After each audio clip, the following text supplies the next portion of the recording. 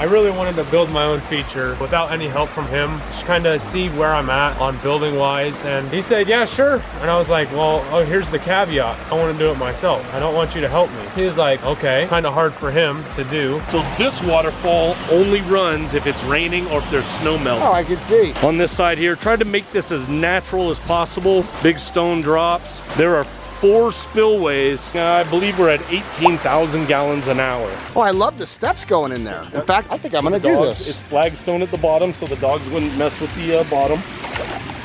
And oh, I see it, yeah. But now the dogs don't come in here. now the dogs will come in here. All right, this is Mark, the Utah pond guy, Earth Energy Waterscapes. This pond we put in used to be a playset area. We started converting more ponds to pondless, and people were wondering what to do with their fish. So we ended up putting in a pond. It's a 16 by 18 pond. We have an intake bay, a 6,000 biofalls, and a spillway bowl we just added recently. So here's our spillway bowl. We use this at a home show, have the 2 notches in it. Here's our main waterfall, which gets all lit up at night. This keeps the ice open during the winter. Some good water lilies, got our fish swimming around. Bubbling basalt column here, and this is our intake bay. Got a little wetland. You'll see we have the log. We have water coming out of it. There is a big fish cave down there. In this corner, right underneath there, we have the pond power head.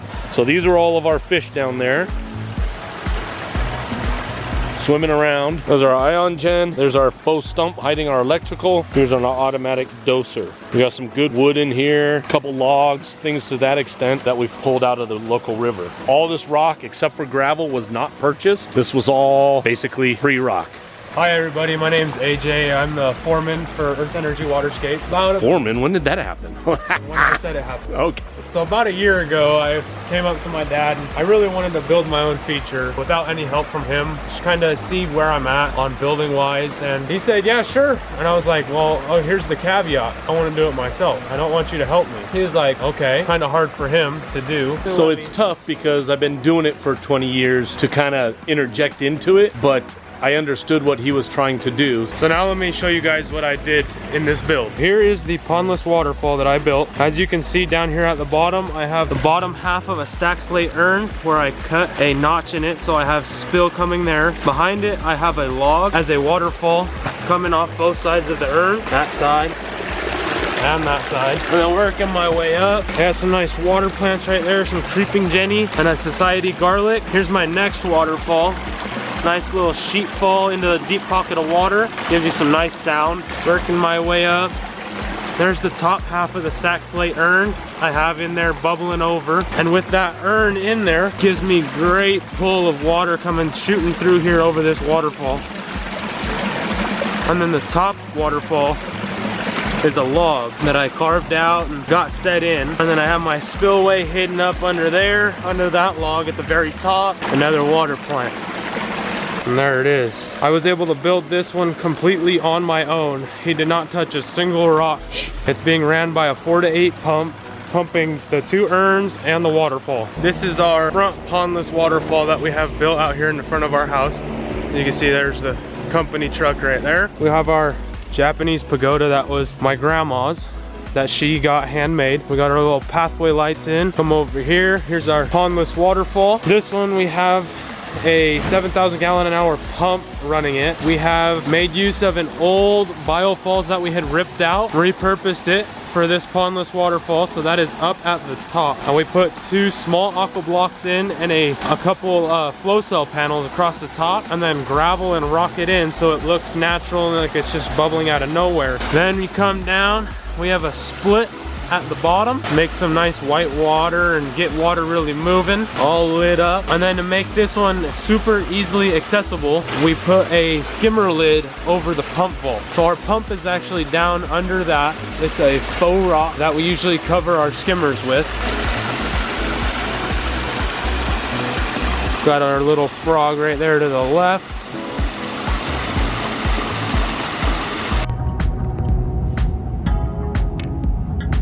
So we're pulling off on the side of the road. It's Wolf Creek Resorts, and this is the subdivision called The Bridges. This is in Eden, Utah. All right. Oh, I see it. How beautiful is this? All right. What a beautiful area. I'm Greg Wittstock, the Pond Guy. This is my channel, Greg Wittstock, the Pond Guy. It's all about showcasing how people live the aquascape lifestyle. I'm out with Mark, the Utah Pond Guy, and his son, AJ. Hey, AJ. Hey, AJ. Hey Greg, what's up? There you go. Wow, and I love my job because I get to see stuff like this. So we set this rock as the photo spot. All the kids that go to prom and stuff can stand here and get their picture with the water. All right, well, get out of there. You're closer to prom age. I need to flag somebody down to stand with you. Wow, this is fantastic. This was actually a big, huge pond that was dug out both sides. And so he wanted to redo a pond here, but to do everything and with kids and stuff, it was just gonna be too expensive. It actually takes storm runoff from the street.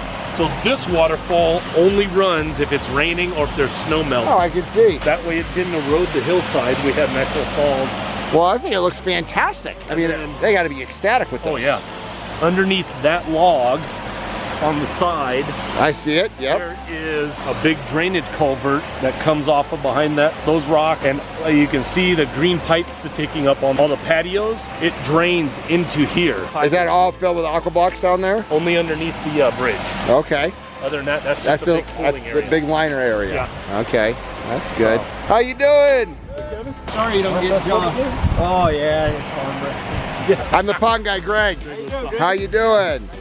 He's the guy who invented all the stuff we use. Oh, cool. I didn't invent all of it. I just hired the people that invented it. But I did invent the skimmer and the biofalls. This is pretty cool. Well, I'll tell you, because I did one in my yard and I liked it so much that I told John about it, and he said, "Oh, wouldn't that look good under the bridge?" Well, he wanted the big pond. He wanted there, the big one, so he had seen mine, and I said, "Well, I got the guy to do it for you." So how long has this been in now, Mark? Last November it was finished. Okay, so a year. A year. Are you guys happy with it? I mean, Great, yeah. people talk about it. We see people come down and walk and stop and look at it. The reason we did it as a pondless, because we knew there were going to be people getting down in. People can walk through it, hopefully not destroy it. This was a huge, big area that was going to be a pond. So what we've done is we created a large pondless waterfall due to the fact that we knew people and kids and things would be down in here from all these new homes that are being built up on the hillside.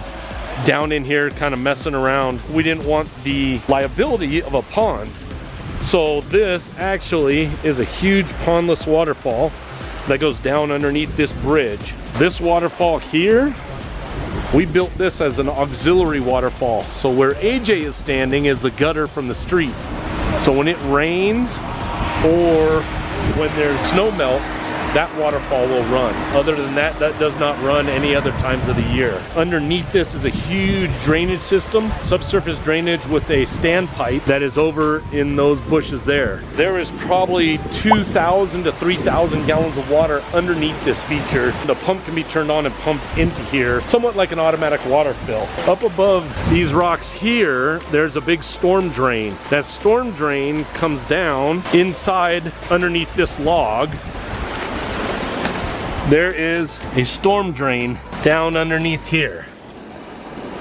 That storm drain and another drain right in here comes from the patios of all the homes up top. When it's raining or snow melt, all that water will then come into this, almost rainwater harvesting, which will help fill 60 large aqua blocks and 60 small aqua blocks underneath the bridge. This log has all the natural growth on it, things growing. Stump there, another big log on this side here. Tried to make this as natural as possible. Big stone drops. There are 4 spillways. I believe we're at 18,000 gallons an hour. And you can see this stump with the water going through it all the way from the top here. You can see where the water enters. 25 wide, we are at 20 foot of rise. We are 112 feet long to under the bridge. I can tell you that some of these rocks are 2.5, 3 tons a piece. There's one down at the bottom, it's 7 feet long. And this took 2 guys, myself and my 19-year-old son, AJ. It took us 4 weeks with 1 operator to build, start to finish.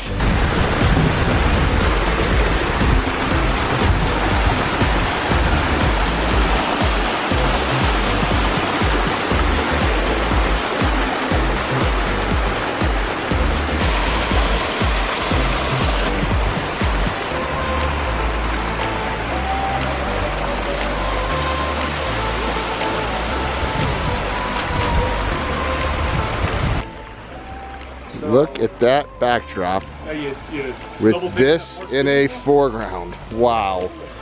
Beautiful pondless waterfall. Coming right out of the hillside with the mountains in the backdrop. Good job, AJ. Did you build this one? Yeah, I did. Hey, good job. You've been working with Dad now for 3 years. You left for 3 months, and what do you love about your job? Every part of it, honestly. The artistic ability that I can do and getting to do things like this with the backdrops like this. You just can't beat it. You're sold to be a pond guy now, huh? Yes. So old man knew what he was doing a little bit, huh? I guess so. Okay, he's back there. We won't tell him you said that. Good job.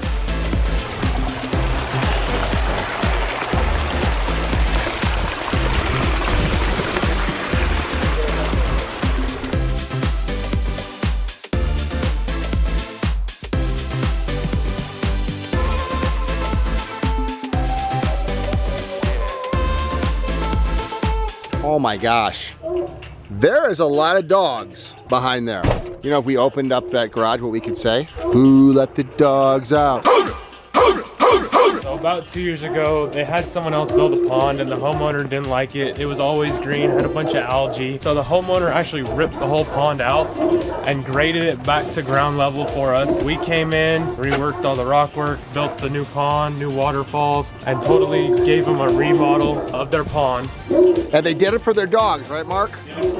And then what happened? They loved it so much and it was so beautiful, they didn't want the dogs going in it and messing it up, so they fenced it off. And now they want another pond for the dogs. Now we're talking for a bigger pond further back just for their dogs. And I'm Greg Wittstock, the pond guy, and that's exactly why I do these vlogs. Showcase how people live the aquascape lifestyle, even if it's for the dogs. Nice garden. That's a pretty good sized pond. It was a puddle before. Look at that cool greenhouse. It was like a 6x8 before. So what did this look like when you got here? So they use blue dye. I can see they like to dye the water blue, which is a personal preference. Wow, it's a beautiful waterfall. This water only went off of 2 sides. There was no biofalls, no nothing. It was a pipe dump. Came down into a puddle out there. It was basically a 6x8 pond. Oh, I love the steps going in there. In fact, I think I'm gonna do this. It's flagstone at the bottom so the dogs wouldn't mess with the bottom. And oh, I see it, yeah. But now the dogs don't come in here. now the dogs will come in here. So where do they want the pond for the dogs now? That corral right there. So they're basically a kennel for dogs. Yes, it's called dog mode. It's a kennel for dogs. This is an absolutely stunning, beautiful water feature. Now, did you build that waterfalls? No, that was him. I helped a little bit. We took the old out, dug it bigger, expanded it. We built our mound up, put in our biological filter. We got a 6,000 biofalls, 3-inch lines. We put in a skimmer. Yep. So skimmer on one side, 30,000 pounds of rock, biological filter, skimmer filter, pump, plumbing, liner, underlayment, rockwork, berm, stream, retaining wall. This would be about a $35,000 project. Not bad. Completely transform this space. Water jets in here, different spots to push water, and that was for when the dogs got in.